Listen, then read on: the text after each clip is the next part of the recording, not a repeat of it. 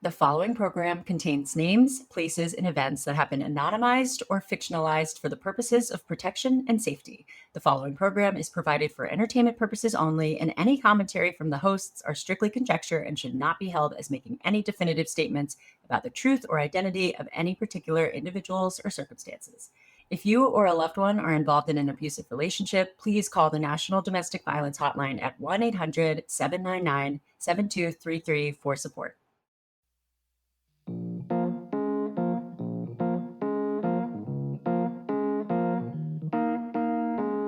Good morning.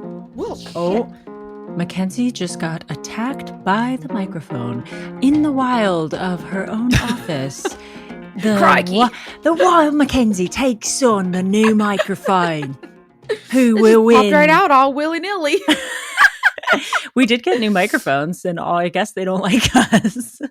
Yeah, this one just came at my face so fast, you guys. Anyways, family show.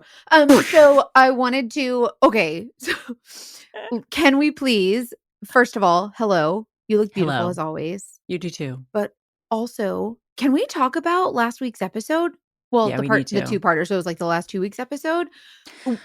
It was crazy, and we got a lot of responses about it, and I feel like there was a lot going on that a lot of people like resonated with, right? There were some responses that like made me feel, I don't know, something in my gut, because people were talking about their past relationships, whether it was recent or years ago, and kind of realizing things about their own relationships that they maybe didn't have as much validation for at the time. So it made me feel good that at least people can, I mean, I hate that anyone's been through anything like Sophia has, but at least you can maybe feel a little less overdramatic or, unreasonable in the stuff you went through. You're not alone. And I hope it was at least cathartic to hear a story like this. This was a tough one. This one was not an easy story. Well, what was crazy to me was so many people related to it. Like I had a relationship where it was similar to that. And I was like, what? Like there were so many. And I was like, oh my God, like it's so crazy to me that this is such a common trend, that this happens to so many people. And so I hope that those people feel a little less alone, knowing that other people are going through this too. But now we're talking about it, which I think that's kind of a good thing when you talk about it, and make it something that's a little more, and laugh about it. It's hard to do, but at the end of the day, if you can come together and just somehow smile through the pain, I think that's what life's about, baby. Yeah. And like what kills me is that this guy was like the ultimate dogfish, right? Like in plain sight, like he said she knew he wasn't a cop, right?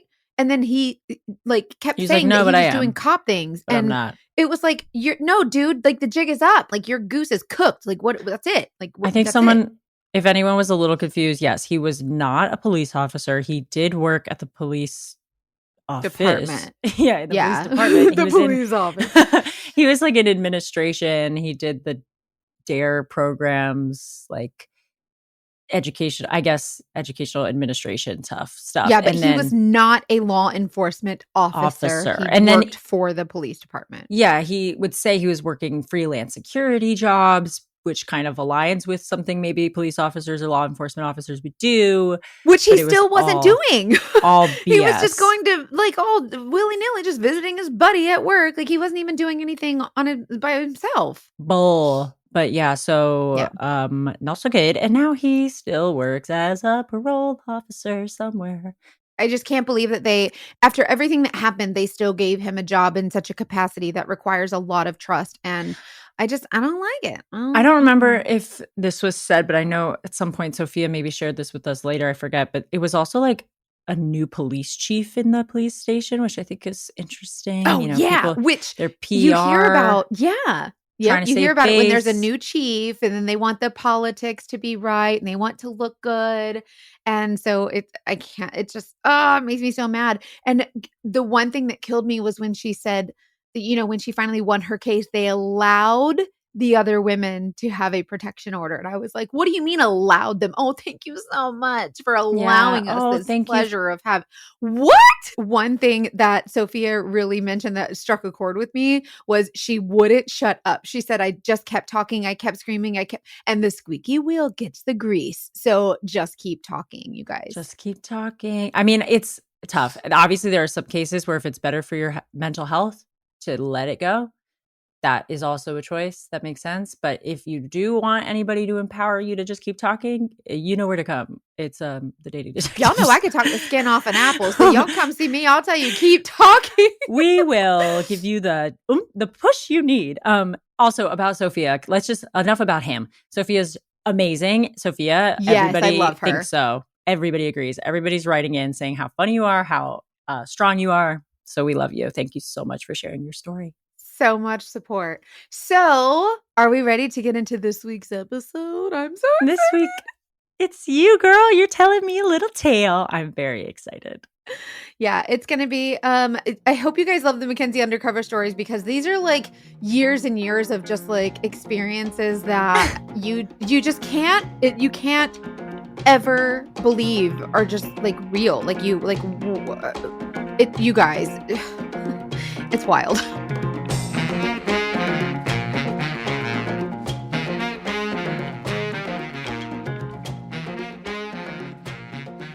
Let's do it. I have not so much a dogfish story. I know we talk a lot about dogfish, but this is a case that I experienced. A woman called me and said, I think my husband's cheating. So a lot of them, most of them start like that. A man or a woman calls me and says, I think my spouse is cheating, right? Mm-hmm.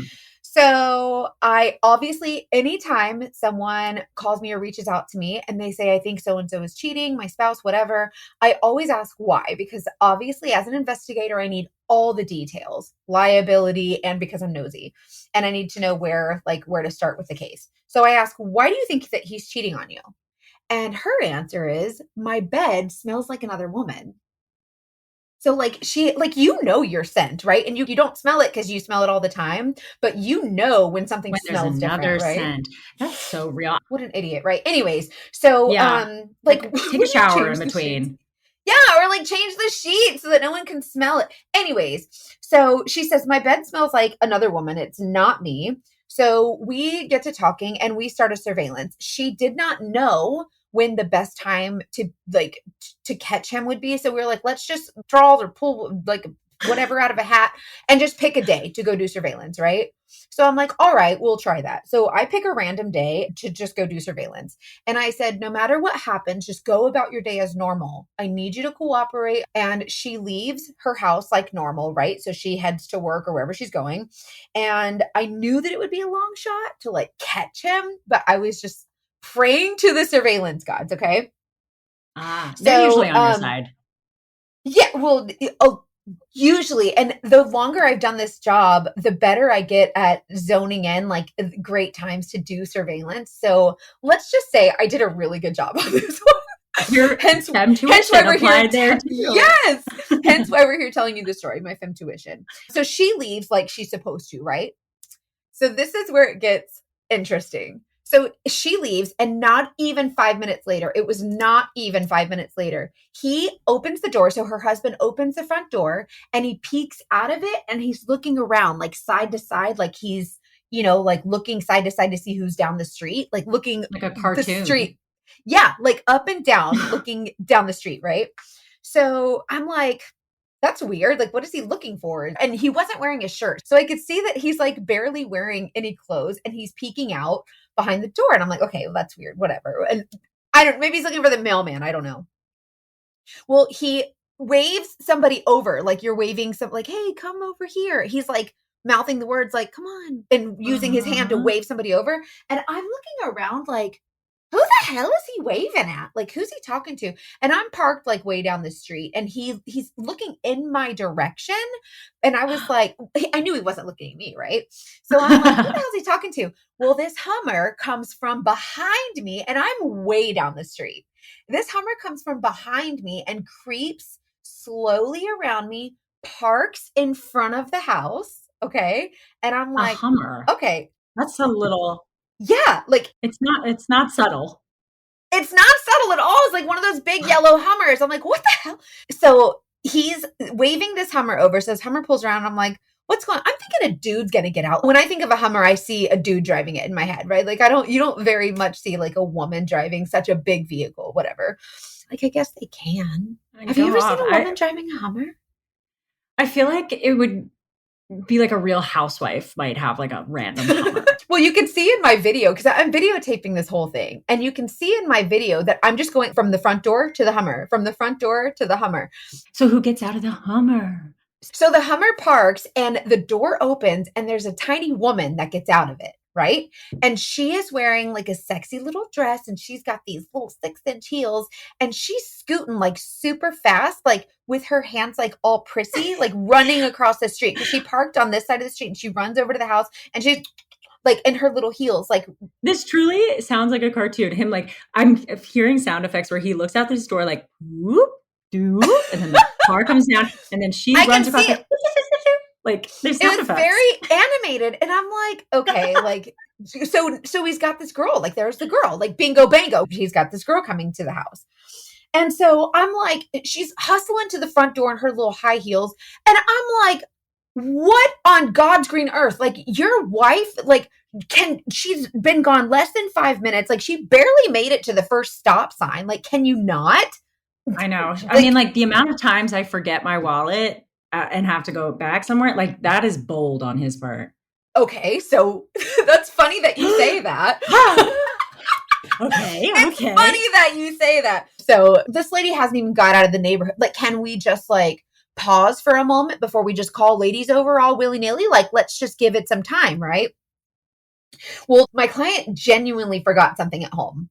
So she goes back. Now, mind you, like this, she didn't know, like we didn't know if this was going to be a day that she caught him. So she, it wasn't anything weird. She just genuinely forgot her briefcase or what do you call it at home. And so she goes back to get it. Well, she didn't know they had a house guest, obviously, right? Well, she pulls up and I'm like, oh man, like someone's finna die. Like I'm waiting for I don't know. I'm waiting for someone to come like screaming out of the house or like something dramatic to happen. Oh yeah. But no, it was dead silent. And so she goes in. You're saying she's like going inside. She's inside the house. She goes inside the house and nothing happens. And I'm like, well, this is awkward. And I'm like, should I call the cops? Like, who do I call? Like the Coast Guard, the squad? Who do I call? Like this is obviously. You think something like really bad maybe happened. Yes, like because who like there maybe they're in a fight, maybe she's throwing like maybe she's playing like grit ball where you know how in Medea and she's like you take that pot of grits and you dump it right on him. And so I'm thinking they're playing like grit ball or like she's hit him in the head with like a frying pan or something. I don't know what's going on. Like all I can do is like wonder. And so I'm sitting there, it was like 20 minutes go by. And I'm like, I don't know. Dead. They're all dead. For sure, she's committed a homicide. Like, I thought that, like, she killed this man because his name was Earl. And so I think that it's... Goodbye, Earl. Yes! And so I thought for sure, like, she's going to kill this man, kill the lady, and then goodbye, Earl. And that's all I her name think of. Marianne or Wanda? No. We're talking for there's a song, if anybody doesn't know. Yeah, such a good song. It's from the Dixie Chicks. They're now called the Chicks, but back when they were the Dixie Chicks, they had a song called Goodbye Mackenzie? Earl. Goodbye Earl. So you can imagine the whole time that I'm doing surveillance, watching this circus take place, I wasn't secret. I don't want anyone to die, right? But Earl gotta die. Earl had to die. Anyways, after 20 minutes, it was actually 21 minutes because I videotaped the whole time just so I didn't miss anything. Like, because when you start your video camera, it takes like 2 to 3 seconds for it to fire up so you can actually hit the record button once you turn it on. And so I just let it record. So 21 and a half minutes, she's inside this house and she comes out just smiling. And I'm like, what? Honestly, if she came out smiling, that's almost like more proof that maybe they're both dead in that house. Yeah, like 100%. Like, we're going to be on Dateline. Like, this is going to be like, the house is going to go up in flames at some point. She's poured gasoline and lit a lighter. Like, I don't know. I'm thinking the worst, but she's just happy as a clam, right? Well, she gets out the house and she turns around. And when she does, he peeks out the door again, shirtless. He peeks out the door. She turns around, bye, blows him a kiss, waves, whatever. And I'm like, and you're like, what kind of weird kinky stuff are you three doing and having me witness? Yeah, like, maybe I'm she's like, in on it. I just don't understand. Like, is this another throuple situation? Because I'm like, no, like, I don't know what to say. My mind is just everywhere, right? So she turns around and waves and then she leaves. So I'm like, what in the devil is going on? So my first thing is, okay, I'm a witness. I need to get my affairs in order. Like, we're going to go on trial. Like, I'm going to have to use this as evidence. So I need to document everything. So my video camera's still rolling. So the video camera's still going because I didn't want to miss anything. So I have it zoomed all the way out so that I'm focused on, I catch the front door of the house and the driver's side door of the Hummer. Just because I need to, that's as far as I could zoom out. That's as far as my camera would go. But I wanted to see anything that happened from the house to the Hummer, right? Yeah. So the I'm Hummer like, still so funny that it's just like this huge, like, anyway, I can't imagine. I know. Okay. So I for sure, like, she killed her, he killed her, somebody killed somebody. I don't know, but that's where my mind goes. So I call her and I ask her, like, I'm trying not to be like presumptuous or whatever, but I'm like, so what happened when you went inside? Like, how did that go? Because at this point I'm like, I don't know. Like, I have no idea. And she said, well, I might not need you after all. And I'm like, what do you mean? Like, what do you mean you took out the trash? Like, you know what I mean? Like, what happened? And she says, I went inside and my husband made so much great love to me. Like, she's talking about he made love to her. And I'm like, beg pardon? Like, huh? I'm sorry. What? Like, what do you mean he made love to you? She's like, yeah, girl, he hasn't been that passionate in a long time. And I'm like, what in the goldfish crackers is happening, right? Like, I don't know what's going on. So naturally, I'm thinking she knows who the other lady is, right?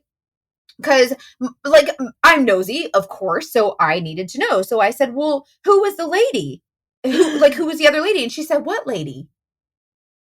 And I'm like, the lady at your house. Hummer? Yeah, well, so the neighborhood is like, everybody's parked on the side of the road. It's not one of those things where it's like there's one car. Like, there was a ton of cars. So okay, you were like, Hummer, and she was like, Hummer, I hardly know her. Sorry. No, continue. So I said, the lady at your house. I said, who was the lady? And she's like, what the hell? Like, what are you talking about? And I said, the one that drives the Hummer. And she said, what are you talking about? So we ended up lining up our stories, right? And we're piecing together, like, little by little, what happened. Come to find out, he heard the wife come home, threw the side piece in the closet. Okay, those are in the closet, which means she watched her boyfriend doing the nasty with his own wife from the closet.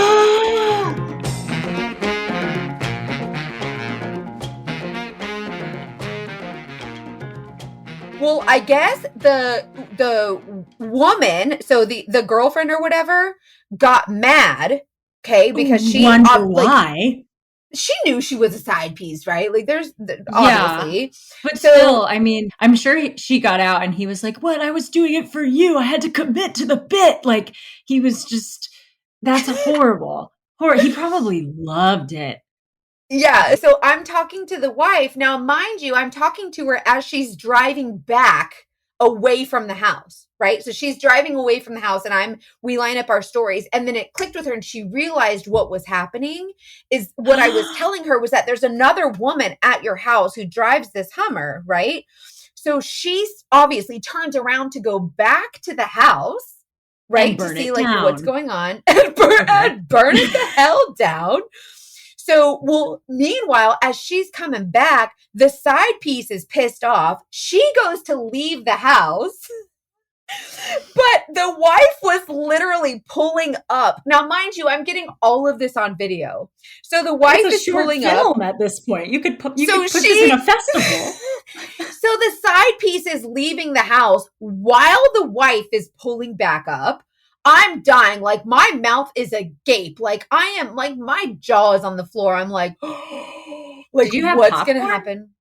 Girl, like, for real, this was a freaking, like, telenovela, but not the sexy kind. Like, it was wild, right? So she sees the wife pulling back up to the house, runs back into the house for cover, I guess, because she knew that maybe this lady's going to come back and, like, maybe she's going to run her down. Like, the wife pulled up to the house, like, with a quickness. Like, she gasses it. Like, I thought she was going to hit Yeah. her. I thought for sure she was going to hit her. So the side piece runs back into the house, right? Well, apparently she ran out the back door because as the wife's running in the front door, the side piece is running out the back around the house. She comes out from the side fence, busts through the fence. Like, I don't even know if there's a lock on it or whatever, but she comes busting out the privacy fence like she's the Kool-Aid man. Is there a part of you that wants to like pull up your car in front of hers and like block her in? Yeah, but I can't get involved like that. I know you can't, but how much of you wants to be like, no way, we're getting this done right now? You're not getting away with this. So she busts through this gate, right? Like the Kool-Aid man. I swear to God, it was just like boom. And she's little bitty, mind you. And she's wearing 6-inch heels, running across the grass. Like she is like prissy with her hands out in front of her like a T-Rex. Like she's running like that, right? And so so she's running away from the scene of the crime. Like she's running away from the wife in her little heels into the grass. Like you can see her heels getting stuck in the grass and she's like trying to run like, oh no. Well, meanwhile, dude has no clothes on and you can tell because he has the door open and he's peeking out like from his waist up. Like you can tell he doesn't want to go outside probably because his dangling's out. So he's like, nobody, oh God, girl, it was a circus.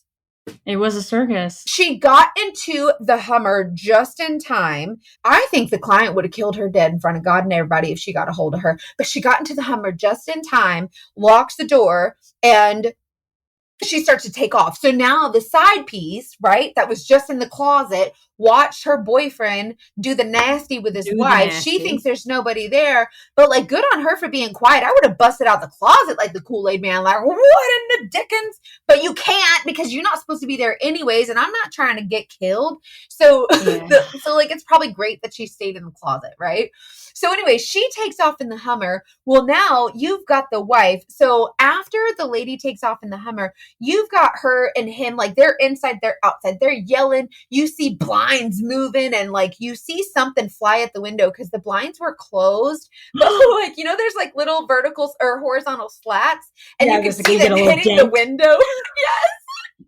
Now you're really like, should I call for backup? Like, and I'm like, oh man, like this is probably a violent scene happening within the residence, but I hear them both yelling. So I was like, okay, both of them are alive, whatever.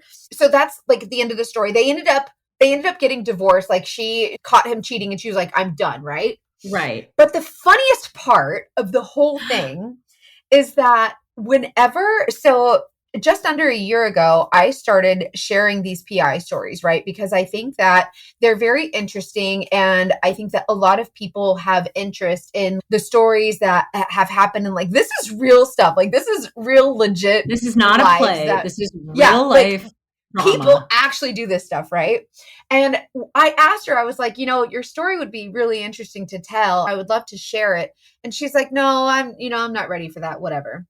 Well, I was at a makeup conference back in April of this year, and she gives me a call. I don't think she had seen my social media. Well, I guess she found it. So she sees my social media, and she's like, you know what? She goes, you tell that fucking story. And she's like, carry on my legacy. Tell the tale for women everywhere.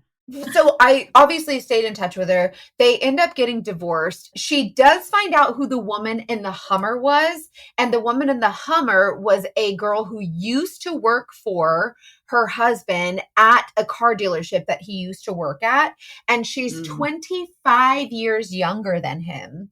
And which an age gap is not bad. Like do you, boo, right? Like do whatever you want. But I think my client was just like, how hard is that to find out that your husband has been cheating on you with someone much younger. And as we get older, like I'm approaching 40 and you start to get a little self-conscious about the age thing. So I imagine that must hurt even more. But so they end up getting divorced. I know that's like the worst. Everybody, I mean, it's the classic trope that we all despise, the like younger side piece. But I also think the fact that she worked for him and he was so much older makes me feel for the side piece a little bit too. Not that I think we Yeah. should, like, that's not cool. Like, we shouldn't do that with married people, but also like so young, maybe a little bit groomed, also insecure, like Mm-hmm. workplace affairs. This kind of thing really sucks. I think I'm glad we're telling this story because he's not a good one. Well, she was too, because she's like, you tell that fucking story. Like she was ready to go. One thing that she mentioned was that listening to some of my stories, it gave her like, I think she realized that like other people had experiences and like she wasn't so alone. I think she felt really embarrassed, which is a common theme with cheating, right? Like you feel ashamed, you feel embarrassed, you feel like you're not good enough. There's a lot that goes along with it. So I think it kind of gave her a sense of like good, like tell on him, like out him, yeah, a little bit. But No. can you just like picture in your head, right? Like when you go do surveillance, you never know what's going to happen, right? But like imagine when this lady goes back into the house, I'm sitting there with my conscience going, do I call the law? Do I what do you do? What do you do? Like, should I like run in and like save his life? But you can't presume that. And then you're not allowed to like, I can't ruin my surveillance with a presumption. Like, what do you do? 20 minutes is enough time to like stab somebody. 20 minutes is enough time to like get the shovel and like start digging in the backyard. Like you don't know. It's also enough time to do the nasty in front of the side piece in the closet, apparently, because they got that done. I wish that we could take your surveillance footage and like speed it up and put like and just like watch people coming in and out of the house. That's the perfect because imagine. So we've had the question, do men get caught cheating more than women, right? Mm-hmm. And you and I have kind of talked about this, and I think we've kind of decided that women are just a little bit more careful. Like men are a little bit less aware of their surroundings. Like they're not as careful, right? So I feel like well, I actually think I have a new perspective to add to this ongoing discussion we've had and I can't take credit for it. It is an Esther Perel perspective that I listened to recently. So she talked about, we love her. She talked about how historically women have had so much more to lose. So for a long time, we were so financially dependent, like on our spouse. So cheating was like, you can't do that because you'll lose your livelihood, you'll lose your support system, your house, your children, whatever. Men could kind of get away with it, so it wasn't as much of a risk. On top of that, they were rewarded for that behavior as well as not, punished for it. So it became a thing where it's like, we don't have to, like subconsciously and culturally, we don't have to be as careful. It's not that men and women have both cheated. It's part of life. It will always be part of life. And I think there are stories like this one where it's stupid and guys suck. And there are other stories where couples can work through it and there are human elements of it. But in terms of men and women, we're talking about heterosexual dynamics, like it does make sense that women have more to lose and therefore are more careful or less likely to do it. Like most likely women are only going to cheat when it's like, we've really thought it through. It's really worth it in a way. It's like worth whatever we might lose. Whereas men like haven't really had to worry about the consequences as much as us.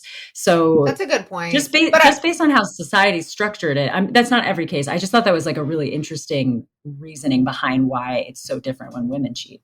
That's something I've never thought about. Also, okay, we did a poll that said, we asked, has anybody ever cheated and then immediately broken up with their partner? And a lot of our listeners said they've done that. And I think that's like really more common for women to like not carry on an affair, but use an affair as a way to get out of a relationship. Whereas men do that a little less than they maybe do the ongoing, having your cake and eating it too kind of situation. I'm just thinking, it's very fascinating. All of these humans, these relationships, people should like start podcasts about them. It's almost like there's like a lot to get into. Well, I think that I think that that's a very smart idea. If anybody has any wild stories on in this theme, or any other ideas about why people cheat, we just want to hear from you. That's the point. You all know that. We love hearing from you.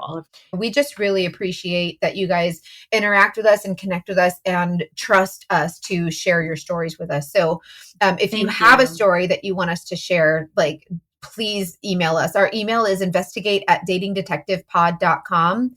And we would love to also DM us. Yeah, stay in touch with us on Instagram. We you can comment on any of our stuff, or you can send us a DM, and we, between Hannah and I, and even Molly, our producer, which you saw her pretty face on our stories. This is also, you've made me think, and if I hope people that send in DMs and stuff are listening, because sometimes we don't get back to you right away because we want to give you like energy for your story. So if you ever send us something about like a vulnerable story, and I mean this really seriously, because there are times where I read somebody's story and I'm like, I actually need to like sit with that and talk to the girls about it before we kind of like get back to you. We always want to get back to you to the extent that we can. We're not therapists, but we're girlfriends. Like, we're here for you. So if you ever like, the dating detectives didn't reply and I told them all about my story, it's like, we will. We love you. And we just want to give you the energy you deserve. Yeah. And there's a lot of you. We want to give your story the respect that it deserves. So we work together to make sure that we always do that. Amen. Wow, that was a fun little housekeeping.